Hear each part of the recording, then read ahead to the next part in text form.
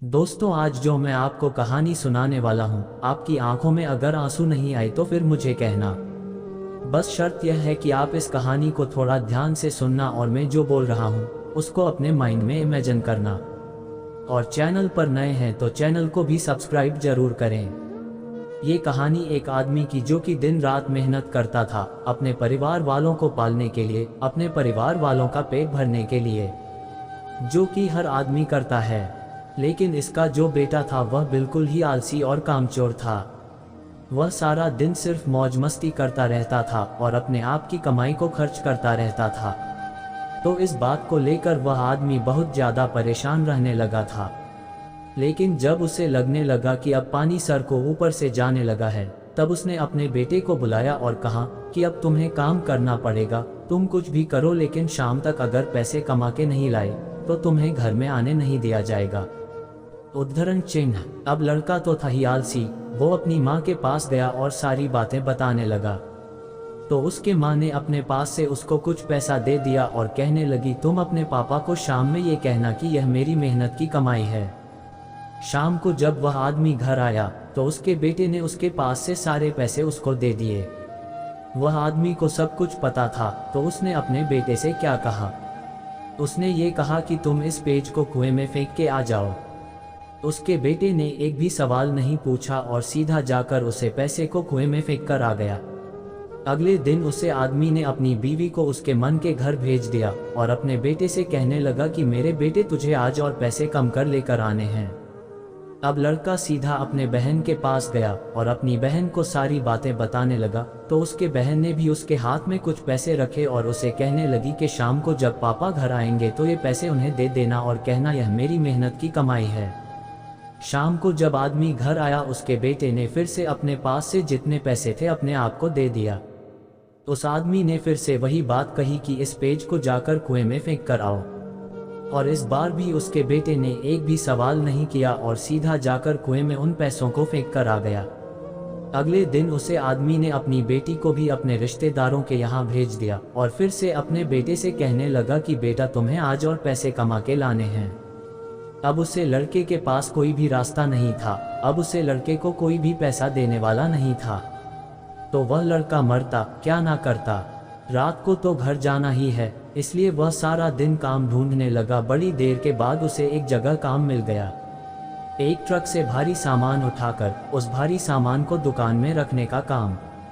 सारा दिन बहुत मेहनत के बाद उसे अपनी मेहनत की कमाई मिली। वह बहुत खुश हो गया और खुशी खुशी अपने घर गया। लेकिन फिर से उस आदमी ने अपने बेटे से कहा कि पैसों को कुएं में फेंक दे। उसका बेटा गुस्सा हो गया और कहने लगा कि पापा, यह मेरे पूरे दिन के मेहनत की कमाई है, मैं इसे कैसे कुएं में फेंक दूं। वह आदमी मुस्कुरा कर कहने लगा कि मैं तुम्हारी एक दिन की कमाई को मैं कुएं में देने की बात कही और तुम गुस्सा हो गए। तो सोचो, जब तुम मेरी मेहनत की कमाई को गवाते थे तो मुझे कैसा लगता होगा। दोस्तों, बाप से अच्छी कोई दौलत नहीं है पूरी इस दुनिया में। उस इंसान ने आपके सपने को पूरा करने के लिए अपने सपने को खत्म कर दिया। जब भी जिंदगी में फिजूल खर्च करोगे तो उसे इंसान के बारे में जरूर सोचना, क्योंकि वह इन पैसों के लिए दिन रात मेहनत करता है, सिर्फ आपके सपने पूरे करने के लिए। और बाप के कमाने या ना कमाने से कोई फर्क नहीं पड़ता। बाप का होना ही आपके लिए सबसे बड़ी ताकत होती है। मैं आपसे एक बात कहना चाहता हूँ कि जिंदगी में कोई ऐसा काम ना करना कि उनका सर आपकी वजह से शर्म से झुक जाए। ऐसा काम करो उन्हें आप पर गर्व हो कि आप उनकी औलाद हो। एक छोटा सा शेर कह के इस कहानी को खत्म करता हूँ। एक रोज तुम्हें एहसास जरूर होगा कि मसरूफ तुम थे और उम्र दराज वो होगा।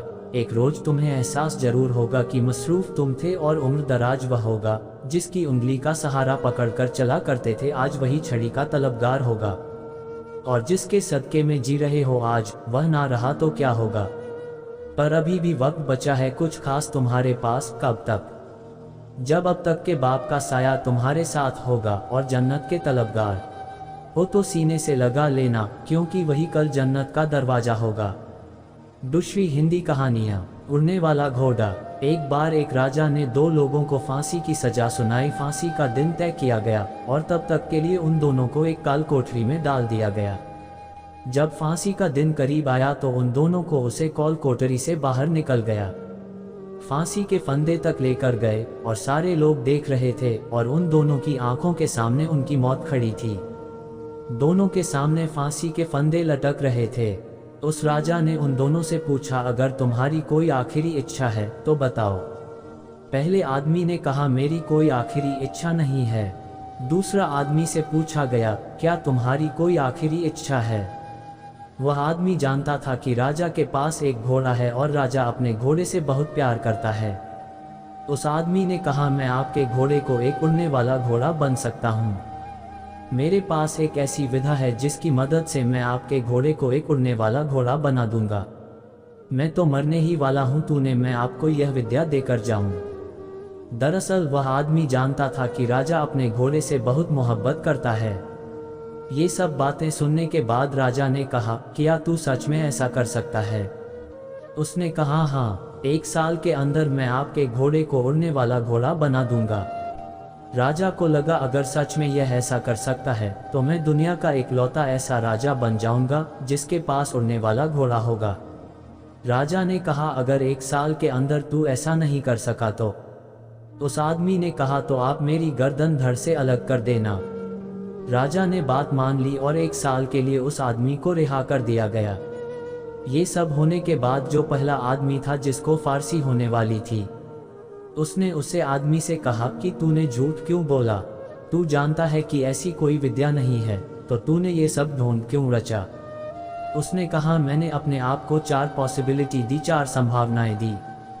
पहली, घोड़ा बहुत बूढ़ा हो चुका है, क्या पता 1 साल के अंदर या 1-2 महीने के अंदर ही मर जाए। दूसरी, राजा भी बहुत बूढ़ा हो चुका है, क्या पता राजा खुद मर जाए।